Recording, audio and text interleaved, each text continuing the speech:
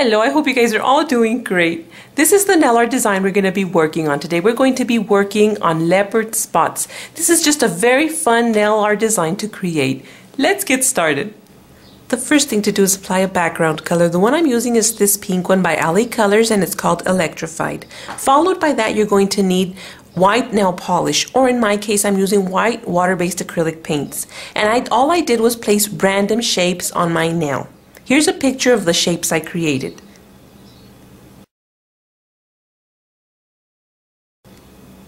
Now it's up to you to decide how you're going to be creating your shapes. You can do every single nail differently, or like I did, I placed the opposite hands the same patterns. So the thumbs are also going to be similar. I'm going to be using this size brush to create my patterns, and this is just a regular art brush. And there you see the size, it's size 4, and that's what the tip looks like. So now I'm just going to go in and create those shapes on my thumbnail. I'm coming in and I'm just going to be doing sort of like a crooked V. It's what I want to do, and for this to stick I'm just sort of like patting it on. That's what I'm doing, patting it on. So I'm going to go all around and start filling that in. And like I said, you can also use nail polish for this step. And if your corners aren't completely straight, it's no big deal. Okay, so there we have one shape.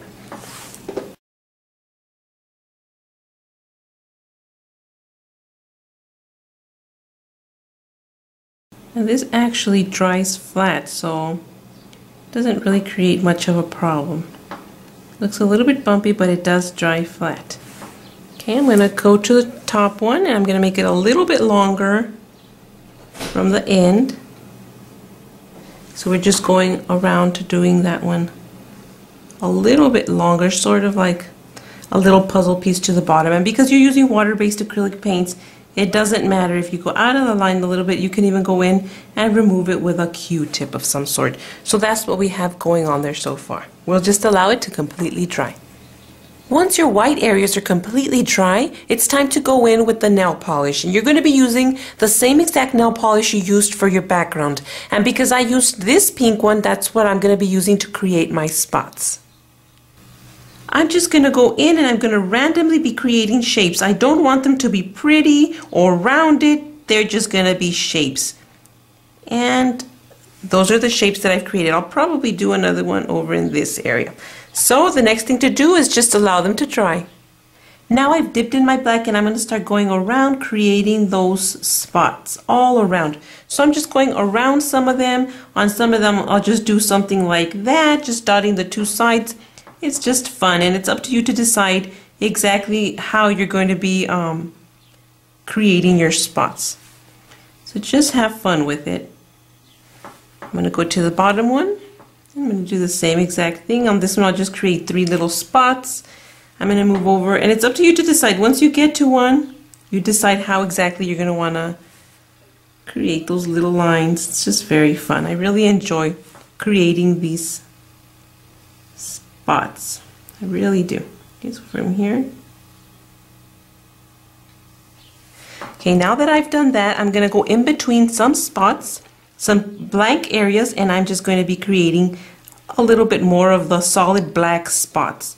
So that's all I'm doing right now. You find your spots and just do them. And you also don't want them to be perfect. You want them to be different sizes and in different shapes. So I'll do another one over here.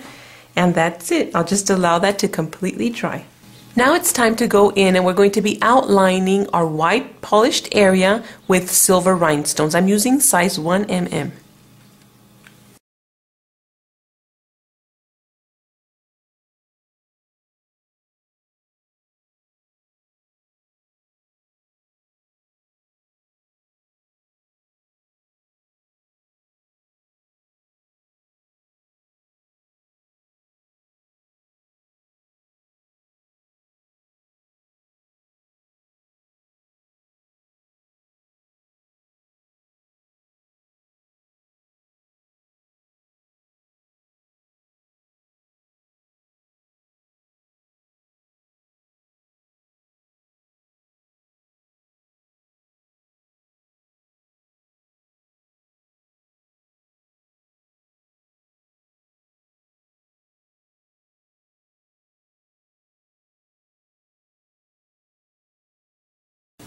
The last step is just to go in and apply your top coat over all your rhinestones because you don't want them to be moving out of place. And I'm just going in, and because we did these sideways, I'm being careful to add the top coat sideways, making sure to saturate the little rhinestones without leaving them too bumpy. Okay, so that's why I'm going sideways. But that's it. That's how you're going to get this nail art design. It's just a very fun nail art design to create. I hope you guys enjoyed this tutorial and try out this animal prints nail art design using your favorite colors. Be safe, and I'll see you next time. Bye!